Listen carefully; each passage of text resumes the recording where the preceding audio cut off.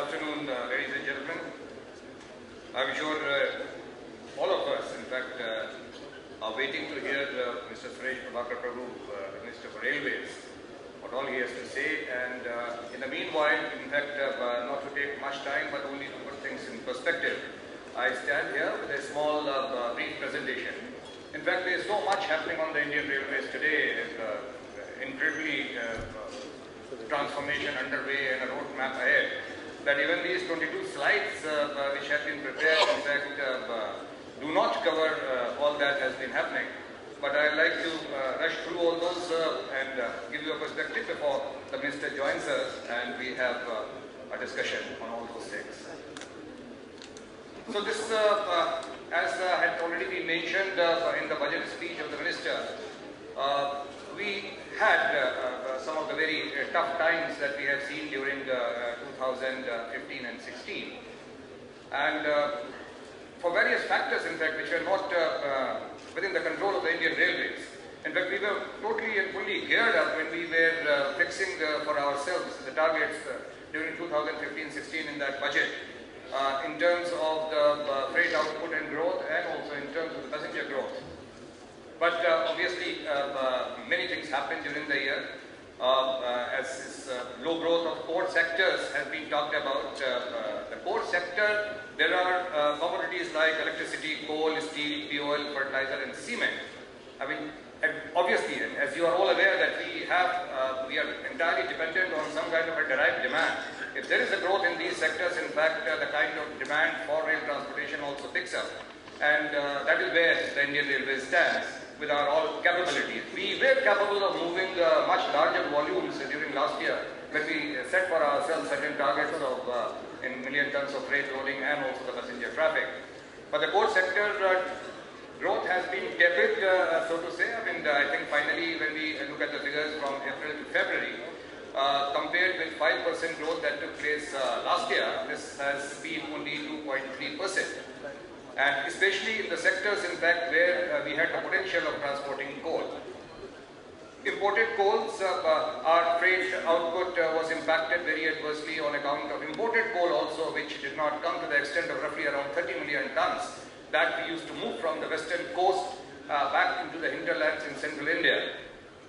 Another about 10 million tons, they were captive blocks which were assigned to the power utilities of Punjab and also of Karnataka. I mean, these are the captive block mines, in fact, which did not operate the whole year in 2015-16, causing us to lose about 10 million tons of coal on that account. So we lost about 30 million tons of coal. In the meanwhile, in any case, whatever coal was being offered from Coal India, we did move that. Exim traffic has been impacted continuously for the last whole year between 18% to 25%, and that impacted the rail transportation of containers to the extent of roughly around 10 million. We have also come to a stage, in fact, which is a very happy stage. Earlier we thought in a very conventional way that anything that is good for the larger development would also be equally good for the railways. But there have been examples now, in fact, where there is a different kind of a scenario is developing.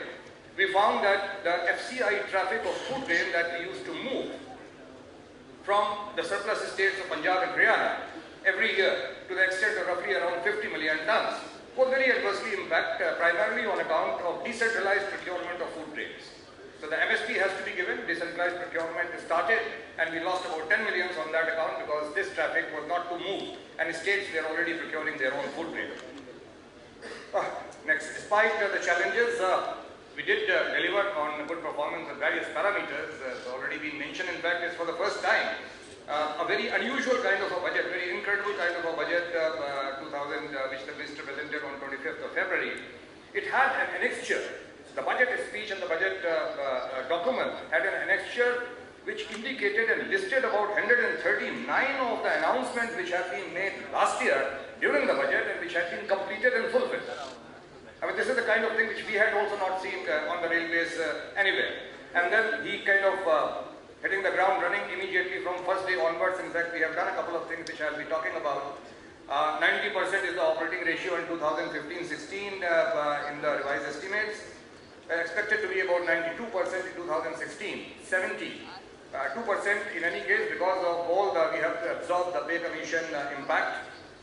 We have also undertaken, in fact, when the freight growth was not up to the mark, there have been a whole lot of things, in fact, where cost savings achieved in 2015-16, almost to the extent of about 9,000 crores, in fact, to fill the gap. What we have done largely, because 2/3 of our revenue comes from the freight traffic and 1/3 comes from the passenger traffic. On the freight traffic side, as I said, there were certain impactors, and our performance was adversely impacted on account of coal movement and also export-import movement and food trade movement. But then Coal India, in fact, we have been really working very, very closely with Coal India. Coal India's production from 496 million ton in 2014-15 increased to 536 million ton in 2015-16. That's a growth of about 8.2%. But as far as the evacuation of this coal was concerned, in fact, we were fully geared up and we evacuated almost 9% plus coal from Coal India during this year. This is one of the highest in terms of the coal rakes being moved every day on an average. This is another indice of performance.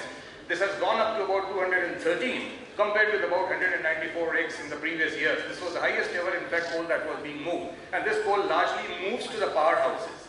And the interesting thing that we noticed during this year, because we started loading more and more Coal India coal and taking it to the powerhouses. We normally cater to about, on Indian Railways, 104 powerhouses across the country, and they have a lead of about 600 odd kilometers.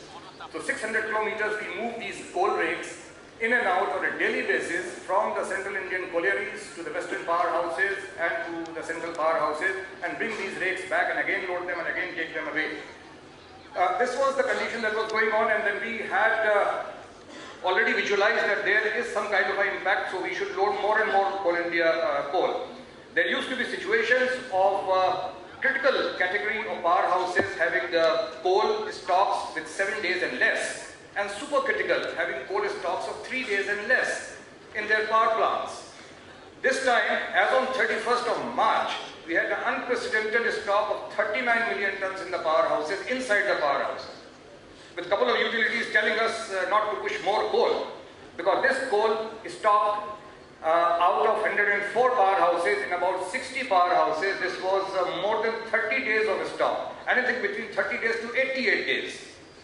So wherever there was demand, we picked up that demand and we moved. As far as this is the kind of scenario which the investors are also beginning to realize, and the transformation underway on Indian Railways, and Morgan Stanley and Nomura latest, and also the report of Prabhudas Leeladhar. I mean, it's everywhere, all over the place, that we are capable and we are moving in the direction which is incredibly different from the direction that Indian Railways has been taking, with a certain kind of stagnant and tepid growth all these years. We have, in order to achieve all this during the budget also, and on Indian Railways, we have deployed a 5-pronged strategy to get Indian Railways back on track. I mean, these 5 important points are basically improving the customer experience. This is when we talk about the passenger segment of Indian Railways. It's a very heavy segment. Passenger segment is, if you really look at it, it's almost about 8 billion passengers that travel on Indian Railways every year, which is more than the population of the world. We will be looking at another strategy of new sources of revenue and structural reforms, investment in infrastructure, and cost optimization. Cost optimization are measures, in fact, for rationalization of freight and fare rates. Today the scenario is that for every passenger kilometer, I spend about 76 paisa and I get back about 39 paisa. And the loss is 30,000 crores, which we kind of put it back from the freight traffic scenario. Freight traffic is about 155 and 100. We had non-fare box revenue. As far as the new sources of revenue is concerned, non-fare box revenue has been only 5% on Indian Railways, compared with roughly around 30 to 40% world over in the developed railway systems. I give you an example of the Shinkansen and the Central Japan Railway Company, which runs those bullet trains in Shinkansen. They get their 30% is non-fare box, non-operation revenue. And if you go to Tokyo station, you will find that in about 1.5 square kilometer area, there are small kiosks. And this is a kiosk corporation of Central Japan, which is earning up roughly around 30%. They have multi-storied hotels on top of the station buildings. We are looking at that. We are also looking at investment in infrastructure. Investment in infrastructure is also essential because it's all about the capacity. Being capable of running the kind of traffic that you are anticipating. This capacity, we have about 1,200 routes, and out of that about 400 routes and sections are very, very important from both freight traffic and also from the passenger traffic. Out of these 214 sections are such sections where the capacity utilization is over 120%. I mean, this capacity utilization, I mean, I'd like to elaborate more on this. I mean, this is the capacity on a double line section of how many trains can be run within 24 hours with automatic signaling and everything, and all kinds of inputs having been given, and stations located about 7 to 10 kilometers apart. Today on Allahabad to Delhi, this is the most important section that the Indian Railways has. The capacity is about 58 trains each way in 24 hours, 58 up, 58 down. After giving all kinds of inputs, it's a level flat gradient. We are running 110 trains on that section. So you can imagine the kind of traffic that we are still moving. I mean, whatever is being given to us, this consists of roughly around 45 to 50 coal rakes coming every day, and another about 45 to 50 trains. And these are the trains which are across the spectrum. I mean, starting from Rajdhani of 130 kilometers to Shatabdis, to Mail Express trains, to passenger trains, to short commuter trains. So this is the kind of capacity saturation that has already taken place on Indian Railways. In fact, want of investments and for the required kind of development in the infrastructure. So this is one of those strategies which will also be followed now, being followed now. We had also gone ahead, in fact, in terms of various kinds of improvements for making the journey, the experience of our passengers, in fact, a better experience. And towards this, there was this improved cleanliness and beautification of the stations. There has been visible improvement, and I'm sure that most of you must have also seen the kind of improvement, and we also keep getting the kind of feedback. And through Twitter, social media, we have involved NGOs, local administrations, schools, and self-help groups for painting the stations, for making them clean, for jointly working together in kind of a bhagidari for keeping the stations clean. New Directorate of Environment and Housekeeping has also been set up in the Ministry of Railways for a focused attention to the cleanliness at the stations and making the experience much better. We also thought that as far as the passenger business is concerned, passenger business, as I said, about over 8 billion passengers, in fact, coming to the railway stations daily. We move over about 22 million passengers every single day. 50% of them are suburban passengers, and then we have the non-suburban short distance segment, and then we have the long distance reserved accommodation segment. These are the segments. Through IRCT website, we have already moved in the direction of having the internet ticketing, which has gone up from 45% to about 56% now, and remaining is with the station counters, but everything has been computerized. This is a kind of a website on IRCTC internet ticketing, which has about 2.2 million hits every single day, perhaps one of the biggest in the world. So we are increasing the capacity of e-ticketing system from 2,000 to 7,200 tickets per minute on this e-ticketing website. We have already installed automatic currency coin vending machines at major suburban stations. We have already, last year in fact, almost 2-3 days before the budget was the last station, all these stations, all the major suburban centers, metropolitan towns, that is Mumbai, Secunderabad, Kolkata, and Chennai, were covered. I mean, these are the stations where we have significant large amount of suburban traffic. And we introduced paperless ticketing on mobile phones at all these stations. We are moving further ahead in terms of the food quality and choice to customers. I mean, there used to be a large number of complaints on the quality of food. I mean, the food is supplied, we supply roughly around 1 million food to passengers every single day. And these 1 million, in fact, also consist of the trains, the long distance trains, which have the mobile pantry cars. And these are contracted out in the private sector. These are the contractors who prepare the food, they pick up from their respective base stations and they supply to the passengers. At the same time, we also have a couple of trains with IRCTC, another focused business organization for tourism and catering on Indian Railways. We have already evolved a policy, and it has also been announced in the railway budget, that a new catering policy is in place now, and we will be in a very phased manner handing over a large number of these trains to Indian Railway Catering and Tourism Corporation for bringing about significant improvement in the quality of food. We have unbundled contracts, food preparation and food disbursement.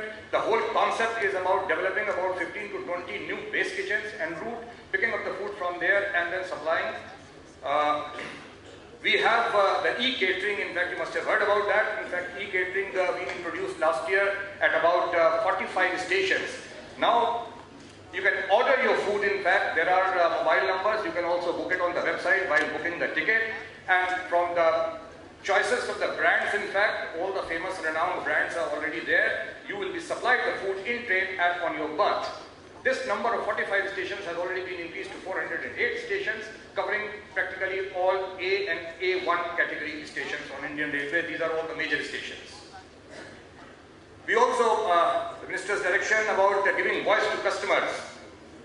We have practically every single day, and this also puts all of us in the Ministry of Railways on our toes, because the Honorable Minister, he goes through the tweets and whatever is coming to him directly from the passengers and also acting upon that.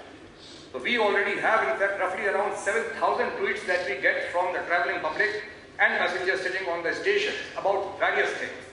And roughly around 700 to 1,000 are immediately actionable tweets on which action is initiated from the Railway Ministry, by the General Managers and by the DRMs. We also have a system, in fact, perhaps very unique to Indian Railways, where 1 lakh IVRS messages are given to the passengers who are already travelling, seeking their feedback. This is an IVRS system of seeking feedback on air conditioning in the trains and the coaches, cleanliness at the station and in the trains, quality of linen being supplied to them, catering services and punctuality. And we have the figure, this has also been given in the Parliament, that roughly around 95% of our passengers are either in the good and satisfied category. And only 5% is the bad category. We have moved from 60 to 95 in that direction. We will also be undertaking redesigning and redefining the travel comfort in terms of designing the coaches in a very, very different fashion. In fact, matching with the world standards. One train called Mahamana Express is one train that has been refurbished, that has already come out, starting from Varanasi to Delhi. This has already been introduced, but this is refurbishing of old coaches. So we are also undertaking that, in fact, and having about 10 more rakes coming out. At the same time, during this budget, 5 brands of trains have also been announced. And these are Tejas brand of trains, which are 130 kilometers and above, intercity trains. One of them, in fact, in the same category, called the Gatiman, would be introduced tomorrow by the Honorable MR from Nizamuddin Railway Station to Agra in about 100 minutes. We will also have Humsafar group of trains, which are AC 3-tier trains. There is another segment, in fact, which is the segment from the labourers and the common persons and the common passengers during their holidays, etc., travelling across the country. These are Antyodaya kind of trains. They will also be introduced. And all these trains would make the travelling experience very, very different. The coaches will be very different. The interiors will be very different. The services will be very different. We have increasing speeds on the network. I mean, this has been our focus, that why, although I did mention about the capacity saturation, but despite the capacity saturation, what is it that can be done, in fact, in the short-term measures for improving the average speeds of freight trains and also of the mail express trains. Today, the freight trains are around 25 to 28 kilometers. This has remained stagnant. We want to take it by another about 10% during this year itself, and later on by 2020. Targets have been given. Similarly, about the mail express trains, the average time being taken needs to be increased. I mean, this is being done by setting up a very focused mobility directorate in the Ministry of Railways itself, and which will be called, also take into account the Raftar, Mission Raftar, which has also been announced in the railway budget. This directorate will look into all kinds of asset failure. This directorate will look into all kinds of route congestions and all kinds of technological inputs that will be given. We'll have launch of Gatiman Express, India's fastest train, as I just mentioned, Delhi and Agra in about 100 minutes. Tomorrow, 8:10, normally would be the time, in fact, reaching Agra at 9:50. This is going to be a very different kind of a brand. If you I would request all of you, in fact, to experience traveling in this train in about 100 minutes from here to Agra, 160 kmph for the first time, and also coming back in the evening.